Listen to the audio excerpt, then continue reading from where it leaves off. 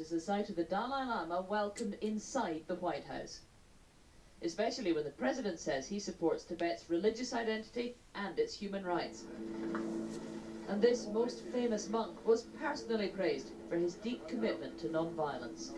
I feel great honor seeing president of the greatest democratic country. So since my childhood, I always admire America. Obama ignored the Dalai Lama in Washington last year when he was trying not to antagonize the Chinese. In Beijing in November, he reviewed the troops alongside the Chinese premier. But since then, a furious row has developed over US arms sales to Taiwan, as well as internet censorship and currency manipulation. Thanks to the financial crisis, America now owes China $800 billion. So the bank manager's feeling emboldened. China's no longer the crouching tiger on the world stage. They know the global balance of power is shifting in their favour, and so they can behave far more assertively when they're dealing with the world's sole superpower, America, because they're pretty confident they can soon challenge that superpower status.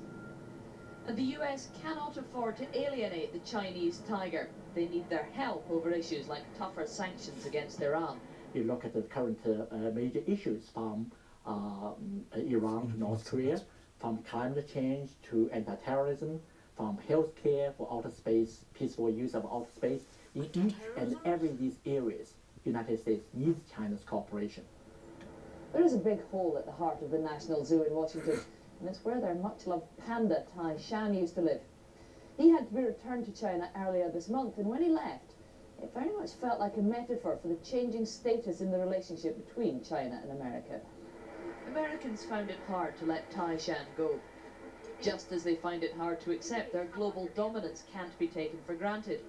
China is on the rise, and soon they may demand far more than the return of a few pandas.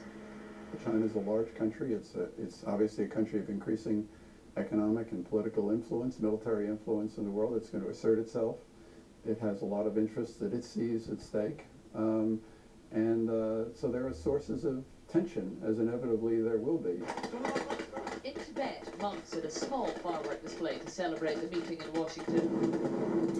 But it was completely overwhelmed by the Chinese displays welcoming the Year of the Tiger. It could also be a year of further diplomatic explosions. Sarah Smith, Channel 4 News, Washington. Perhaps even more exciting at the White House today, the First Lady Michelle Obama was encouraging a group of British school students with her